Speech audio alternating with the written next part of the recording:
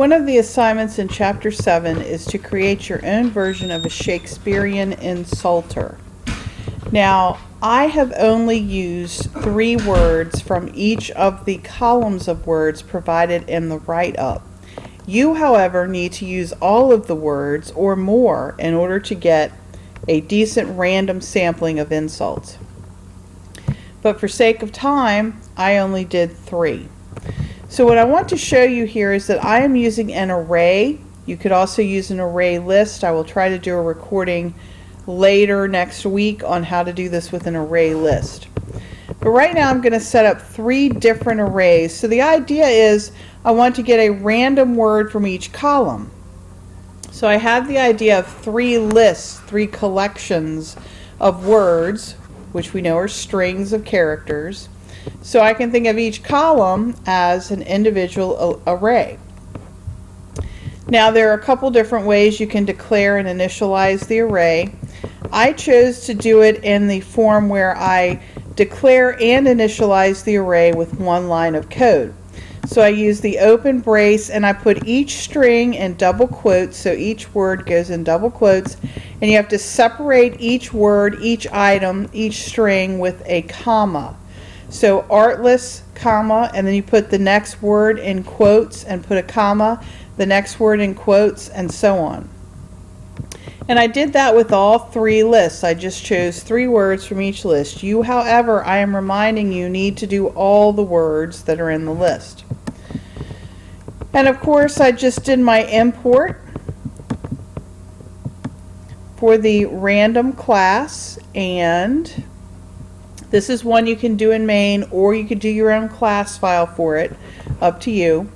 So I set up my random number generator, and then I literally just say I need 3 random numbers, because I'm going to take 1 word from each column based on the number generated. I'm going to turn that number into the index number of the word that I'm going to grab.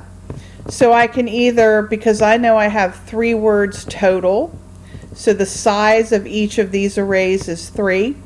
I can put the number 3 in here and hard code it, which will give me the number 0 to 2, which is perfect because this is 0, this is 1, this is index 2, index 0, index 1, index 2, index 0, index 1, index 2. So using a 3 gives me the perfect range of numbers that I need. I do not want to plus 1 here, where I'll never get 0 and I'll get a 3, and that would be index array out of bounds error material.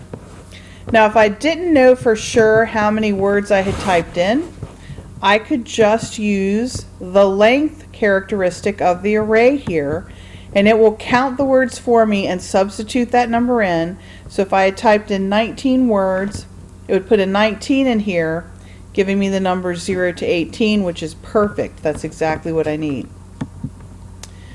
And then all I literally do after that is a print line. And notice I could have used the plus sign here, but since this is a string of an array of 3 arrays of strings, getting tongue-tied, I can just concatenate each one. So I'm going to concatenate the first array name, which is words 1, and the number, the index number, the random 0, 1, or 2 that is stored in word 1 becomes my index number. It might have been a little clearer maybe if I had used I, and then here maybe I used I2,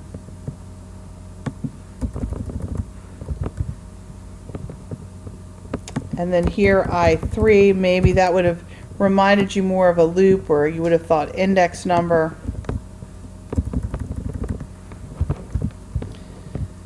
So I get my random numbers, and then it will say, okay, let's say this is a 0. It will take the word artless, because that is in words 1 sub 0. Then say that this is a 2. So we'll go to this array, 0, 1, 2. It will get crook-pated and substitute that in there. Then say I get another 2 for I3, 0, 1, 2, bugbear. It will substitute that in there. So let's run it. You can see I ran it 1 time and that's what I got. Let's run it again, get a different insult. And if you want to make sure that you're getting the right words, you could always prove that to yourself by printing out your 3 random numbers and then double checking that your insult matches up.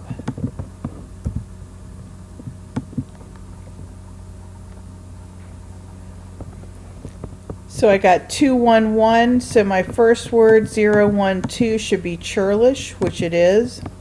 My next 2 words 01 should be clay-brained and 01 barnacle, and that is what I got. So this one is not as hard as you would think. The hardest part will actually be typing out the words.